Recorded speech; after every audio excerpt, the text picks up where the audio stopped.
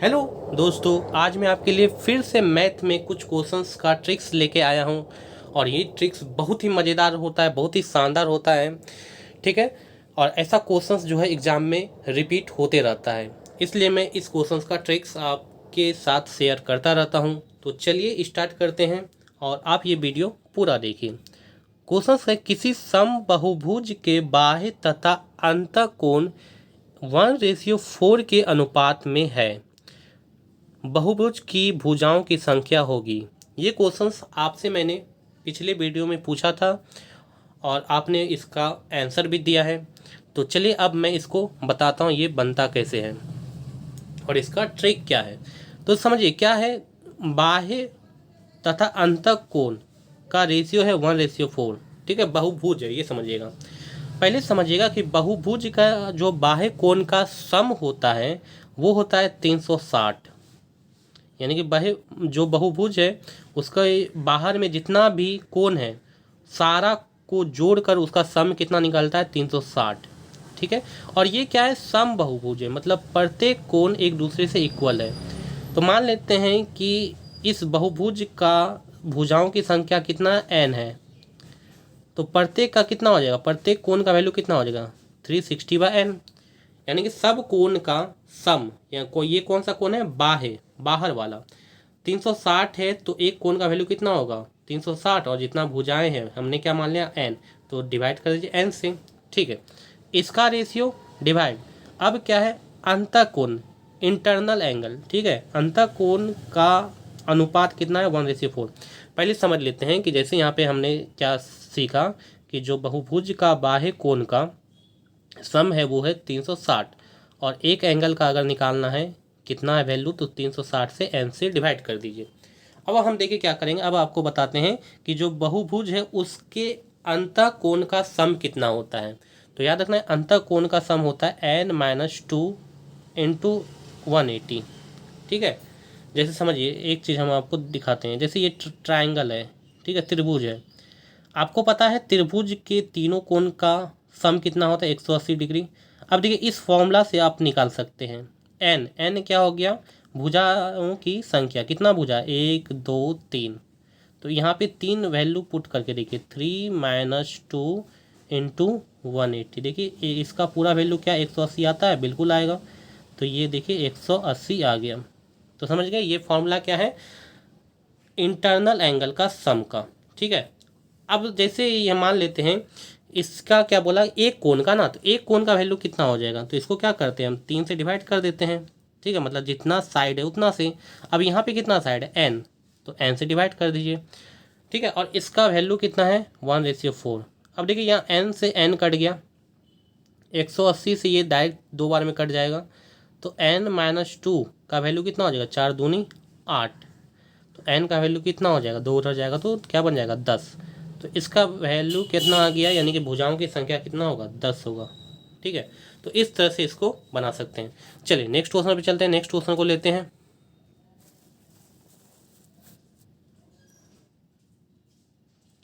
देखिए next question जो है वो एज प्रॉब्लम से रिलेटेड है।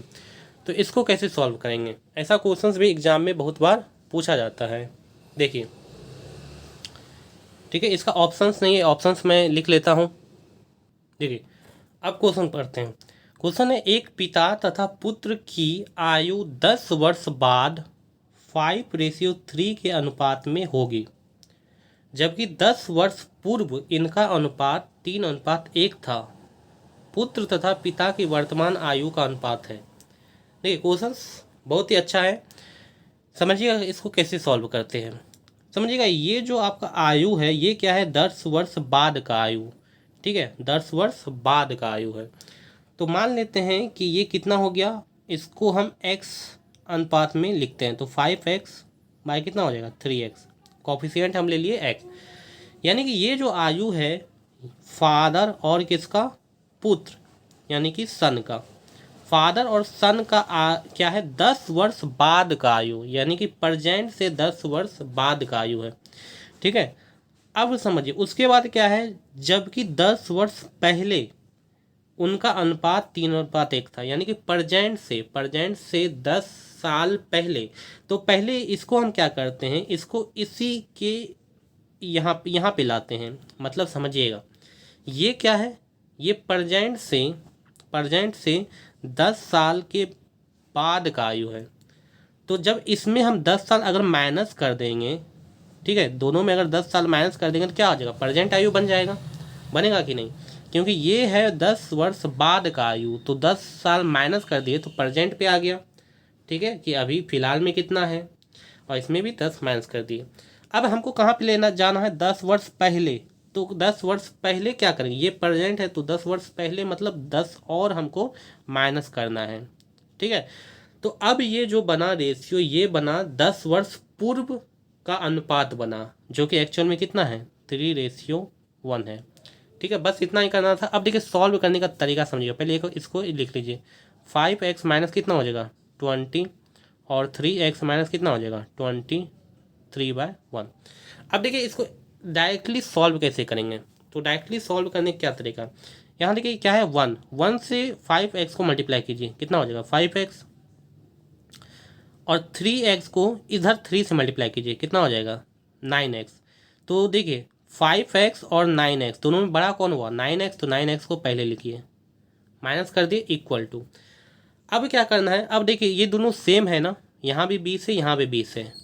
ठीक है, तो यहाँ 20 लिखिए और इस दोनों को माइनस करके लिख लीजिए, यानी कि 3-1, और बस इसको सॉल्व कर दीजिए। ये कितना हो जाएगा 4x, और 20 और 3 में 2, 1 माइनस हुआ तो 2 बना, 4 से कट कर दीजिए 5 बार में, तो x का वैल्यू कितना आ गया 5 दूनी 10। x का वैल्यू अभी 10 आया है। ठीक है, समझिएगा। तो x का वैल्यू कहाँ पे रखेंगे, जहाँ पे इसको हम x कॉफिशिएंट माने थे, यानी कि 5x/3x में x का वैल्यू 10 रखिए, तो ये हो जाएगा 50 बना, और ये बना 30। ठीक है, अब समझिए ये एक्चुअल में क्या था, ये था आपका 10 वर्ष बाद का आयु, यानी कि जो पिता और ऊपर क्या है फादर ना, और नीचे क्या है सन, फादर का 10 साल बाद आयु 50 साल है, और सन का 10 साल बाद आयु 30 साल है। तो बताइए प्रेजेंट में कितना होगा, तो 10 साल माइनस कर दीजिए, ये 10 साल के बाद का आयु है, तो प्रेजेंट में कितना होगा 40, इसमें 10 माइनस कीजिए 20, ये यानी कि क्या हो जाएगा, इसको कट कर देंगे 2:1 में। ठीक है, तो फादर और सन। लेकिन यहाँ पे आपसे क्वेश्चन है, देखिए ये आंसर आपको नहीं मिलेगा, 2:1 कहीं है नहीं है, यहाँ 1:2 है, बाकी सब तो अलग ही है। तो यहाँ पे एक्चुअल में क्वेश्चन में पुत्र तथा पिता की आयु, मतलब पहले पुत्र है, मतलब सन को ऊपर कीजिए और फादर को नीचे कीजिए, तो इसको भी क्या कीजिए पलट दीजिए, 1:2 कर दीजिए, इधर पलट दिए तो ये बना, तो इसको भी पलट दीजिए तो ये बनेगा। ठीक है, तो ये वाला आंसर आपका राइट होगा 1:2, यानी कि ऑप्शन नंबर ए इसका करेक्ट होगा। ठीक है, तो इस तरह से इसको सॉल्व करना है, डायरेक्टली पहले यहाँ पे लिख लीजिए। ठीक है, और इसके बाद डायरेक्टली मैंने आपको बताया कैसे किया जाता है। चलिए नेक्स्ट क्वेश्चन पे चलते हैं। नेक्स्ट क्वेश्चन है कि एक थैले में 3 प्रकार के 1 रुपये वाले, 50 पैसे वाले तथा 25 पैसे वाले सिक्के हैं, जिनकी कुल संख्या 175 है, यानी कि 175 क्या है सिक्कों की संख्या। ठीक है, यदि प्रत्येक प्रकार के सिक्कों की संख्या की कुल मूल्य बराबर हो तो थैले के सिक्कों का कुल मिलाकर मूल्य कितना है। यानी कि क्वेश्चन समझिएगा, क्या है कि एक थैला है, ठीक है, क्या एक है थैला, इसमें क्या है 1 रुपये वाला, 1 रुपये वाला बहुत सारा, ठीक है, उसी तरह और 50 पैसे वाला, यानी कि 50 पैसे वाला जो है बहुत तरह, और उसी तरह 25 पैसे वाला भी बहुत तरह का क्या है सिक्का रखा हुआ है। अब जिनकी कुल संख्या 175, मतलब सिक्कों की संख्या क्या है, सिक्कों की संख्या, सिक्कों की संख्या, क्वेश्चन को पहले समझ लीजिए उसके बाद बताएंगे कैसे बनता है। सिक्कों की संख्या 175 है।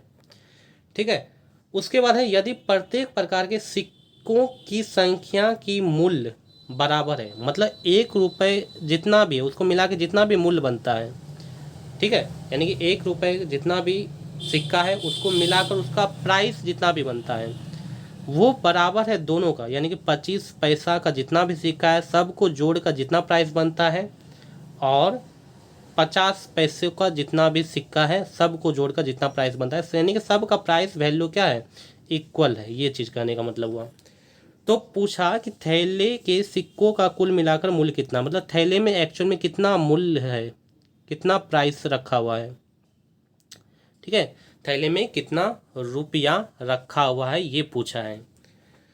तो इसको कैसे करेंगे, तो इसको करने का क्या है समझिएगा। एक चीज़ यहाँ पे पहले हमको क्या पता चल गया कि यहाँ पे सिक्कों की कुल संख्या कितना है, 175। सिक्कों की कुल संख्या कितना है, 175 है, ठीक है। अब ये भी हमको पता चल गया कि मूल्य जो है ना सबका इक्वल है, ठीक है। यहाँ पे ऑप्शन में क्या है, मूल्य ही है कि टोटल कितना उसमें रखा हुआ है अमाउंट। तो मान लेते हैं अब इसको हम बाय ऑप्शन से सॉल्व करते हैं। चलिए ऑप्शन हम लेते हैं पहला।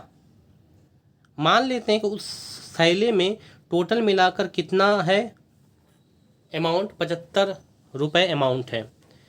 अब यहाँ पे साफ साफ बोला कि 1 रुपये 25 पैसे और 50 पैसे का जो प्राइस बनता है वो इक्वल है।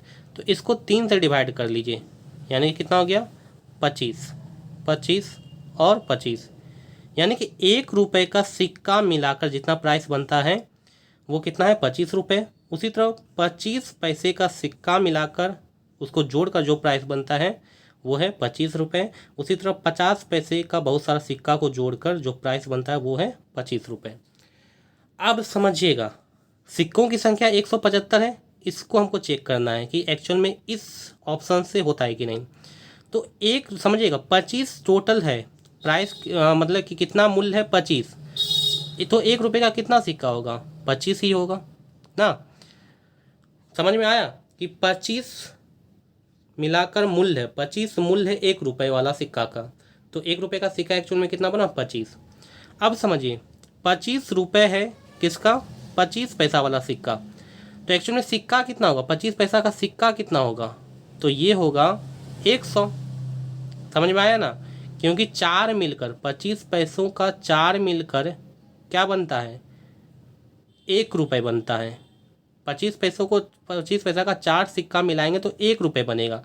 यहाँ पे है 25 रुपया, मतलब यहाँ पे 100 आपका क्या होगा, सिक्का होगा 25 पैसा का, ठीक है। ये समझ में आ गया। अब समझिए यहाँ पे ये क्या है, 50 पैसा। 50 पैसा का जो टोटल वैल्यू है वो है 25 रुपया, यानी कि सिक्का कितना होगा, तो सिक्का होगा 100। 50 पैसा का 100 सिक्का जमा कीजिएगा तब कितना बनेगा, 25 रुपये बनेगा, ठीक है। यही चीज़ है ना। देखिए यहाँ पे कहीं पे गलती हो गया, देखिए यहाँ पे क्या होगा, यहाँ पे 50 सिक्का होगा, ठीक है। यानी कि 50 पैसा का 50 सिक्का है तब आपके पास कितना है, 25 रुपया है, ठीक है। ये चीज़ समझ में आ गया। चलिए अब टोटल मिला के देखिए, सिक्का क्या 175 बनता है, 175 बनेगा तब ये आपका राइट हो जाएगा। तो देखिए इसको ऐड कीजिएगा तो 150 और 25 टोटल मिलकर कितना बन गया, 175, यानी कि कितना सिक्का हुआ, 175। और क्वेश्चन में भी है सिक्कों की संख्या कितना, 175, यानी कि ऑप्शन नंबर आपका यहाँ पे ए करेक्ट है, ठीक है। ठीक है, ये इस तरह से बनेगा बाय ऑप्शन से चूज करके। और एक चीज़ ये भी समझिए, यहाँ पे जो ऑप्शंस है ना वो 3 से डिवाइड होना चाहिए तभी तो इक्वल बनेगा। 3 से डिवाइड होना चाहिए। अब देखिए ये 3 से डिवाइड है, ये 3 से डिवाइड नहीं, ये वाला कट जाएगा, ये है तो ये हो सकता था और ये नहीं, ये नहीं होगा, ठीक है। 126 3 से डिवाइड नहीं, तो ये दोनों ऑप्शंस पहले कट जाएगा और आपको चेक सिर्फ यही दोनों करना होता है और पहले में ही आपका ऑप्शंस आ गया तो आपका राइट हो जाएगा, ठीक है। नेक्स्ट क्वेश्चन है, 24 लड़कों तथा उनके शिक्षक की औसत आयु 15 वर्ष है। यदि शिक्षक की आयु हटा दी जाए तो औसत आयु में 1 वर्ष की कमी हो जाती है। तो शिक्षक की आयु क्या होगा, समझिएगा। पहले क्या है, 24 लड़का है और उसका शिक्षक यानी कि टीचर, तो कितना है औसत आयु, 15 वर्ष। अब समझिएगा औसत है 15, तो बताइए टोटल का सम ऑफ एज कितना होगा, मतलब सब के आयु का जोड़ कितना होगा। तो टोटल कितना आदमी हो गया, 24 लड़का है और एक शिक्षक है, तो 24 एक 25, तो 25 से इस औसत आयु को मल्टीप्लाई कर दीजिए तो कितना होगा, 15 में 25 से मल्टीप्लाई करेंगे कितना होगा, 375। यानी कि 24 लड़का और एक टीचर का आयु को अगर जोड़ेंगे ना तो 375 आएगा। अब समझिए, अब क्या है, यदि शिक्षक की आयु हटा दी, मतलब टीचर हट गया, तो बचा क्या, बचा 24 लड़का ही, ठीक है। और उसके आयु, औसत आयु में क्या हो जाता है, यानी कि 24 लड़का का जो औसत आयु है वो 1 वर्ष की कमी आ जाती है एक्चुअल में, जो पहले औसत आयु था उसमें। तो औसत आयु 15 था, इसमें एक कम हो जाएगा तो कितना हो जाएगा, 14। तो उसी तरह 24 लड़का का ये औसत आयु है, तो 24 लड़का का कितना होगा, दो जोड़ आयु का, तो 24 से मल्टीप्लाई कर दीजिए। तो 24 से 14 को मल्टीप्लाई कीजिएगा, कितना होगा, 336, ठीक है। तो अब इस दोनों को माइनस कर दीजिए कि देखिए इसमें क्या है, टीचर का भी आयु इंक्लूड है और 24 लड़का का भी है, और इसमें सिर्फ 24 लड़का का है। तो माइनस कर देंगे तो टीचर का आयु निकल जाएगा, जैसे यहाँ माइनस करेंगे तो ये दोनों कट जाएगा, टीचर का आयु बचेगा। 375 में 336 माइनस कर दीजिए, कितना हो जाएगा, 39, ठीक है। यानी कि टीचर का जो आयु है वो है 39 साल। तो इस तरह से जो है आपका ये क्वेश्चन सॉल्व हो जाएगा, ठीक है। तो ये था आपका कुछ क्वेश्चंस का ट्रिक्स। आपको कैसा लगा कमेंट बॉक्स में आप ज़रूर बताएं। अच्छा लगा तो चैनल को ज़रूर से ज़रूर सब्सक्राइब कर लें और वीडियो को लाइक ज़रूर करें। Thank you.